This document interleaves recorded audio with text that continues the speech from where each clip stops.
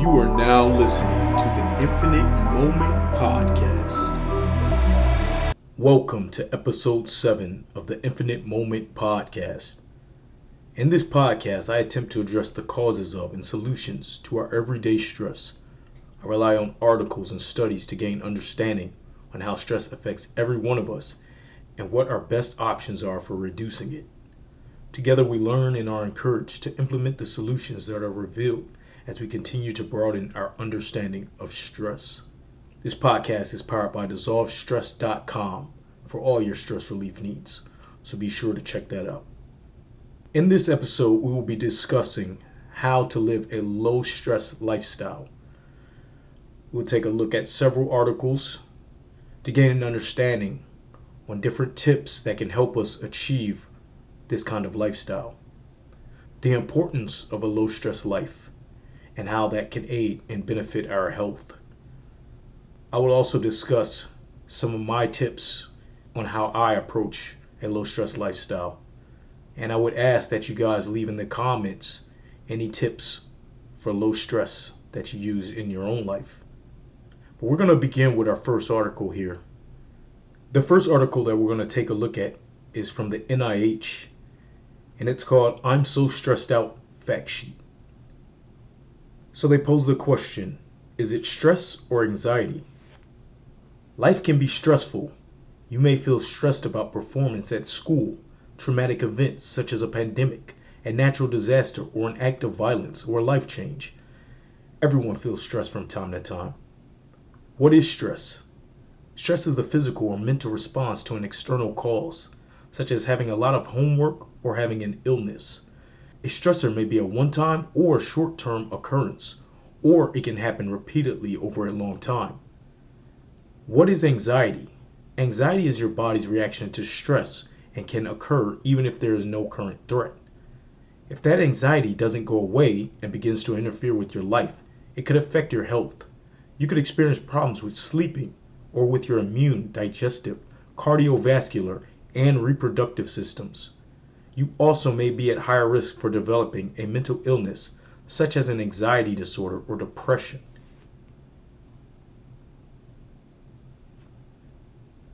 So this table right here compares stress to anxiety and shows some overlap between the two, but also the differences between them. Let's take a look. Stress generally is a response to an external cause, such as taking a big test or arguing with a friend. It goes away once the situation is resolved. It can be positive or negative. For example, it may inspire you to meet a deadline, or it may cause you to lose sleep. Anxiety generally is internal, meaning it's your reaction to stress. Usually involves a persistent feeling of apprehension or dread that doesn't go away and that interferes with how you live your life. It is constant, even if there is no immediate threat. And here's the overlap between them. Both stress and anxiety can affect your mind and body. You may experience symptoms such as excessive worry, uneasiness, tension, headaches or body pain, high blood pressure, or loss of sleep. It's important to manage your stress. Everyone experiences stress, and sometimes that stress can feel overwhelming. You may be at risk for an anxiety disorder if it feels like you can't manage the stress and if the symptoms of your stress interfere with your everyday life, cause you to avoid doing things, or seem to always be present. Coping with stress and anxiety. Learning what causes or triggers your stress and what coping techniques work for you can help reduce your anxiety and improve your daily life. So in episode 6 we discussed how to identify stressors and tips for dealing with them. It continues. It may take trial and error to discover what works best for you. Here are some activities you can try when you start to feel overwhelmed. Keep a journal. Download an app that provides relaxation exercises, such as deep breathing or visualization, or tips for practicing mindfulness, which is a psychological process of actively paying attention to the present moment. Exercise and make sure you are eating healthy, regular meals. Stick to a sleep routine and make sure you are getting enough sleep. Avoid drinking excess caffeine, such as soft drinks or coffee. Identify and challenge your negative and unhelpful thoughts. Reach out to your friends or family members who help you cope in a positive way. Recognize when you need more help. If you are struggling to cope or the symptoms of your stress or anxiety won't go away, it may be time to talk to a professional. Okay, so that fact sheet was helpful for us to understand the differences between anxiety and stress. Stress being a response, an internal response within us to a certain situation, whether that be positive or negative, where anxiety is how we choose to react to that natural response that we feel. A prolonged response is typically anxiety. We're stuck on an emotion about a stressor. Regardless if the stressor is still even present, the anxiety can still continue on if we continue to hold that emotion, that reaction around that particular stressor. There's an overlap where stressors and anxiety can both cause different health effects, some being pretty serious, and some just being, loss of sleep, but it can get pretty serious into like different heart conditions. So to live a healthy lifestyle, we need to properly understand the ways and how we can respond to stress so that it's not taking a physical, emotional toll on our body. And therefore we can live a more happy, a more healthy, productive life.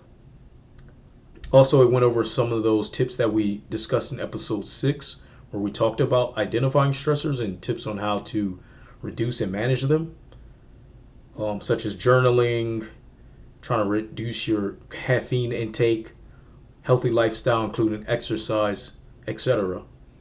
Definitely check out that episode as kind of a prerequisite to this episode if you want to dive more into how to identify particular stressors. But we're going to move on to our next article and see what it has to offer. So this next article is a publication by the Harvard Medical School, known as Harvard Health Publishing. It was published on March 1st, 2022, and it's titled Top Ways to Reduce Daily Stress. It's by Heidi Godman. Do you handle stress as well as you used to? For most folks, it gets harder as the years go by, and that's a potential problem for health. Stress increases the risk for chronic disease to which the body is already more vulnerable after a lifetime of wear and tear, and perhaps unhealthy habits such as poor diet or not exercising. Why is stress bad for us? We need the body's stress, fight or flight response to get us through tough times. When you sense a threat or danger, your body rises to the challenge by releasing stress hormones, tightening your muscles, making your blood pressure rise and your heart and lungs work harder, and releasing a surge of fat and sugar to give you energy. When danger subsides, your body goes back to normal operations. If you get stressed out frequently, however, the stress response can become constant and cause ongoing harm, including chronic inflammation, the persistent activation of the immune system, which sharply raises the risk for many diseases such as dementia, heart disease, and stroke. The best way to cope with stress is by getting at least 7 hours of sleep per day, eating a predominantly plant-based diet, exercising regularly, meditating, and staying socially connected. If you're practicing all these healthy habits, it helps you become more resilient and better able to adapt to life's challenging situations, says Dr. Shalu Ramchandani, an integrative medicine specialist at the Harvard-affiliated Benson Henry Institute for Mind-Body Medicine at Massachusetts General Hospital. Something else that helps: quelling the body's stress response whenever you feel triggered. Try any of these tips for on-the-spot relief. Do a relaxation exercise. The relaxation response, the opposite of the stress response, was defined by Harvard Medical School professor Herbert Benson. It slows your breathing, reduces your heart rate, and lowers your stress hormones. To elicit this state, Dr. Ramchandani recommends a basic breathing exercise, such as taking 10 very slow breaths in and out, or try an imagery exercise. Imagine being in your favorite vacation place, maybe the beach or in nature, Dr. Ramchandani suggests. Imagine all the sensations you experience there, such as the sight and the sound of the waves, the smell of the ocean, and the breeze brushing against your skin. Hold this image for a few minutes and notice the relaxing effect. Yeah, so at the beginning of this paragraph, they mentioned how breathing exercises can be a very effective way of managing stress. Check out episode 1 for tips on breathing exercises. Stretch your muscles. Your muscles tense up under stress. Relieve that tension by stretching. While sitting or standing, inhale, raise your arms overhead, lace your fingers together, stretch, release your fingers, and exhale as you lower your arms to each side. Repeat 3 times. Okay, so let's try that real quick. Relieve that tension by stretching. While sitting or standing, all right, I'm sitting, inhale, raise your arms over your head, lace your fingers together, stretch, release your fingers, and exhale as you lower your arms to each side. Repeat 3 times.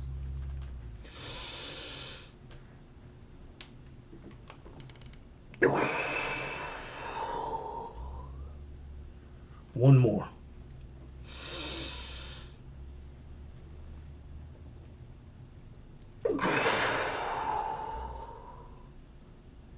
And that feels really good, actually. Good stretching exercise there. Next tip.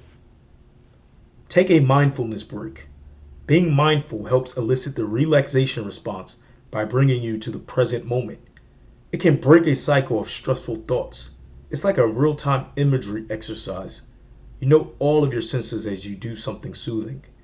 It could be having a cup of tea and noticing its warmth in your hands, the scent of the tea, and the way it feels going down your throat, Dr. Ramchandani says. Or it could be taking a mindful shower or a leisurely and mindful walk through nature.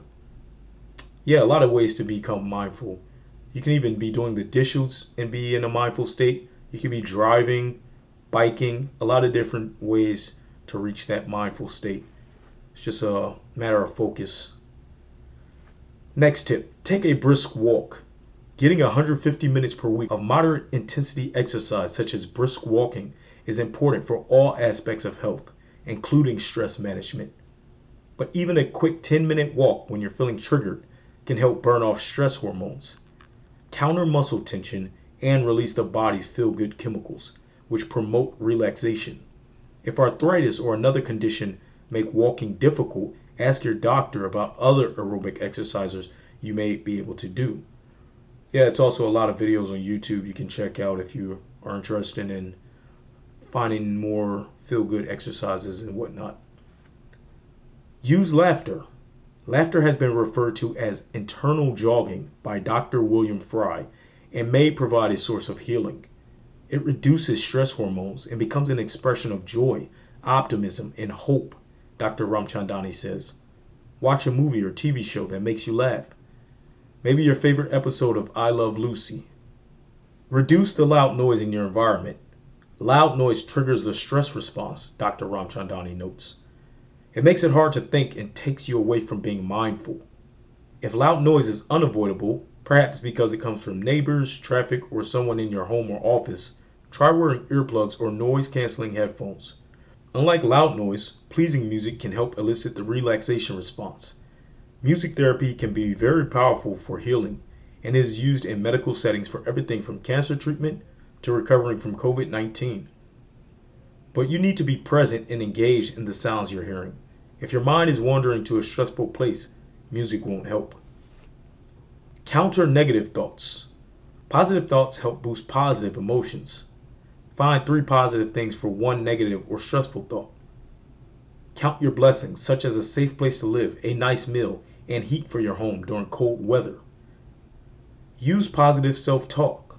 When you're self-critical, that automatically activates the stress response. If you give yourself praise and support, it helps reduce stress.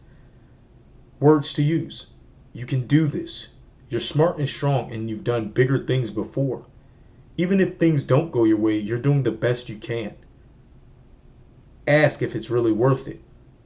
Try to put things in perspective by asking if the cause of your stress will matter a year from now, or if it's worth the health problems that stress can cause.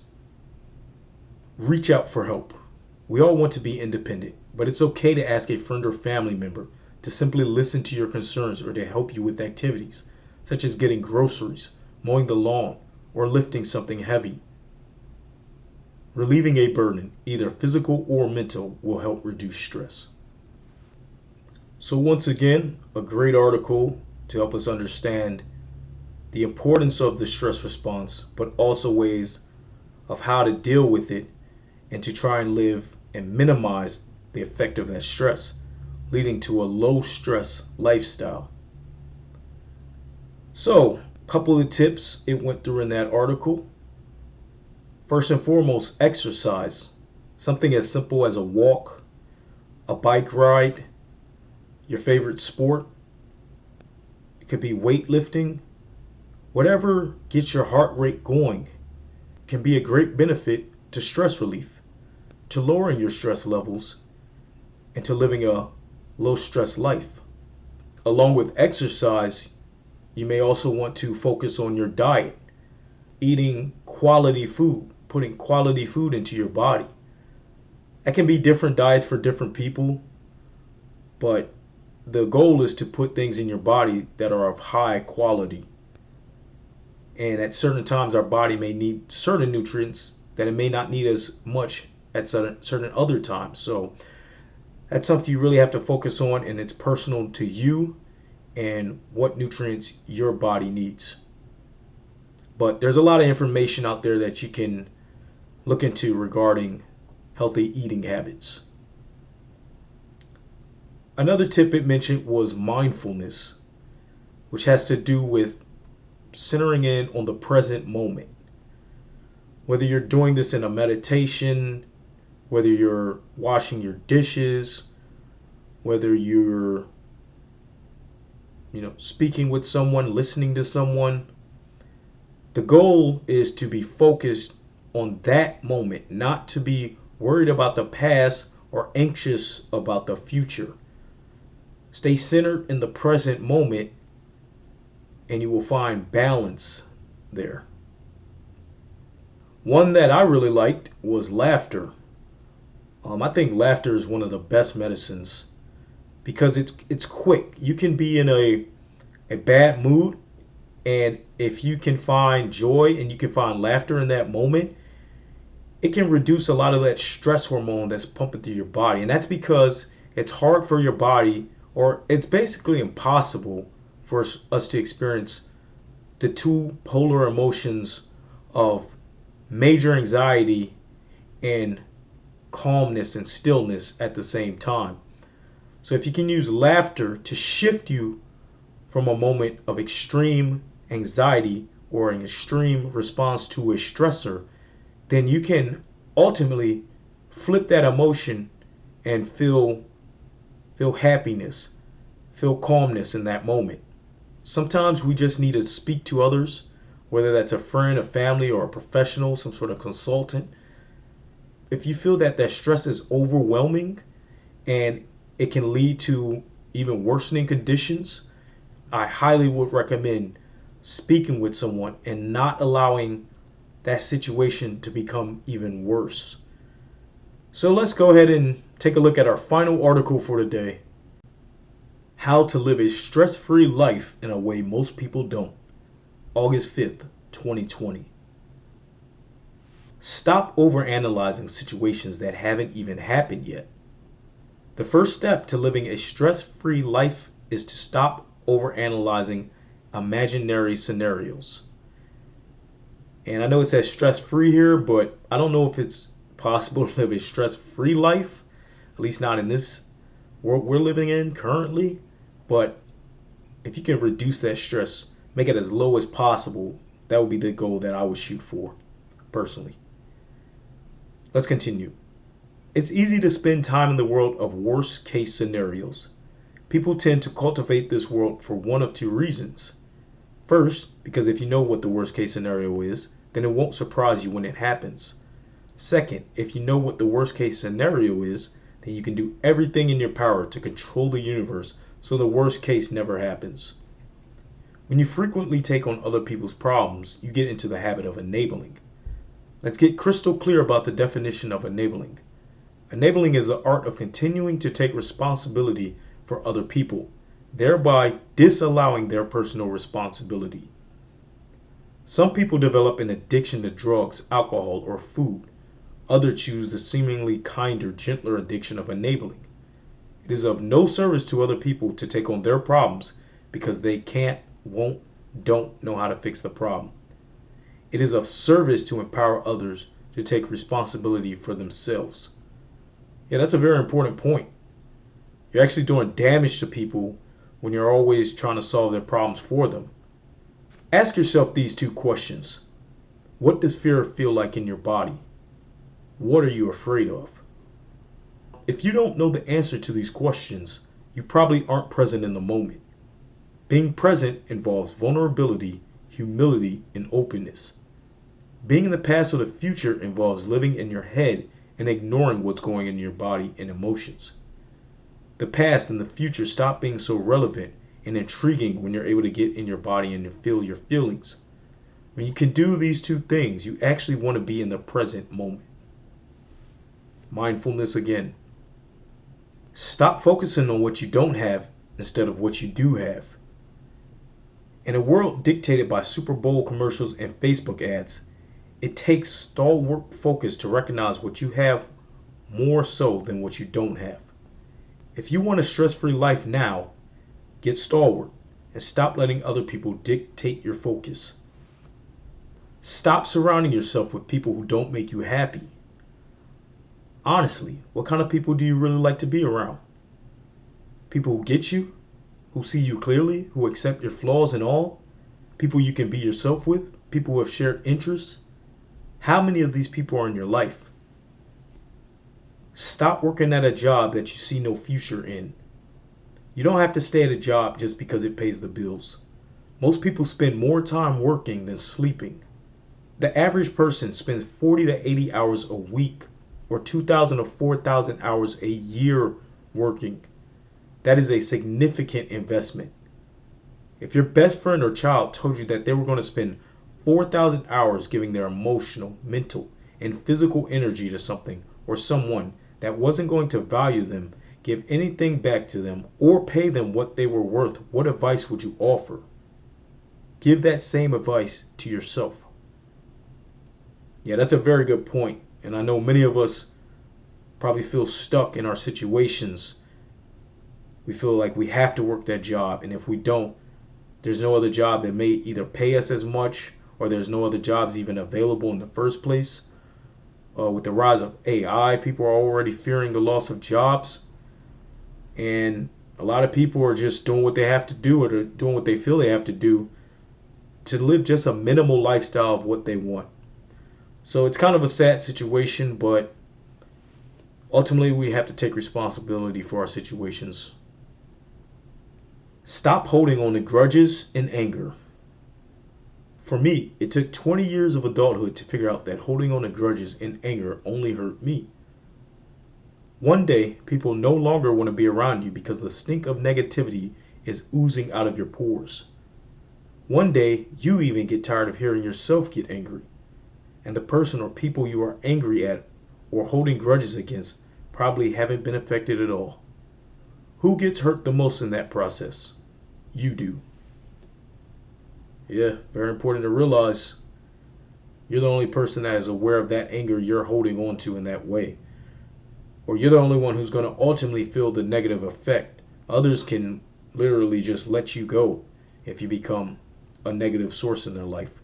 But until you transmute that energy and overcome that negativity, which is why forgiveness is so important, and it's not about letting someone off the hook for a transgression they may have caused against you or someone else, but it's about allowing yourself to feel peace in the midst of a stressful situation for your own benefit and health. Stop complaining about things that can't be changed. There are always going to be people elected into office whom you don't like, taxes that you don't want to pay, idiot drivers who refuse to move out the left-hand lane, and a person ahead of you in the checkout line who won't stop chatting with the clerk. The great benefit of being human is that we get to experience all of what life offers us, the good, the bad, and the ugly. To live stress-free is to learn to deal with this fact. Dwelling on your frustration with a situation, person, place, or thing that can't be changed doesn't do anything other than drag you down. You're the only person who will ultimately choose to decide how to respond to that. Let me break that down even further.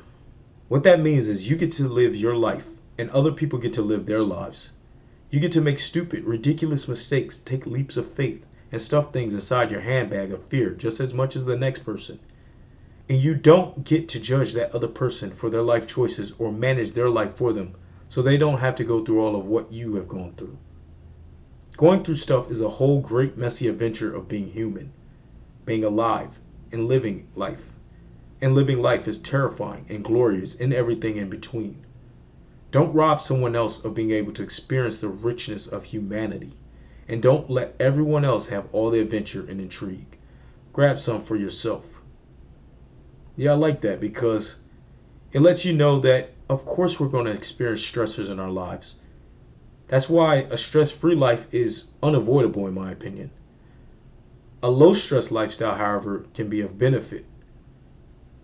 You're actively using methods to reduce the stress while still enriching your life with experiences, not hiding from experiences that could end up being a stressor in your life, but finding ways to manage the emotions, the responses you have to these experiences that we ultimately will face throughout our lives. Give yourself the gift of seeing yourself clearly. You will be amazed by what you discover. Final thoughts. An astounding thing happens when you release stress. Get into a relationship with your body, mind, and spirit, and just be yourself without judgment. A veil is lifted and a whole new perspective is born. And this is how you live a stress-free life. Again, low stress life. Because the reason I say that is, how can you reduce all the stress in your life? That's impossible. There's so many unavoidable things that even if we were to shelter ourselves completely, there's no way that there wouldn't be some stressor in our life. And I honestly think the more you try and hide from things that may end up in stress or may end up as a stressor for you, that in itself is going to become stressful. So my point is, let's live in a way in which we are experiencing things for our own best benefit, which may sometimes end up being stressful, but it's about how we choose to respond so that we don't create an anxiety around that stress. Again, stress is part of the makeup of who we are as humans. The fight or flight response in our body is there for a reason. We need it. It's a mechanism of our survival instinct at the very least. But it also is a benefit for us as an indicator of what decisions we should make. All right, so that summarizes that article. All right, so today we learned the meaning of a low stress lifestyle. We saw some examples and some tips on how to achieve that lifestyle. How it can be a benefit to our health, especially as we age and stress takes more of a toll on our bodies. And how to ultimately gain wisdom, understanding, reach our goals by working through our stressors effectively and not allowing them to become a source of anxiety, which could then have detrimental effects on both our psychological health and our physical health, meaning our emotional well-being and our physical well-being. This also brings up an important point of trying to bring into balance our thoughts, emotions, and our actions. And what I mean by that is when we experience a stressor, we feel an emotion related to that stressor. And then we'll build ideas and thoughts based off what we feel. And if we take those thoughts and those feelings to the next level, then we implement certain actions, choices, decisions that affect our lives and potentially the lives of others. This is one of the main reasons it's so important to be able to manage your stress effectively, especially as we become adults, teenagers, as they're growing up and experiencing a change in hormones and continued development. This should be taught at an early age of how to effectively deal with stress. We live in a very stressful world.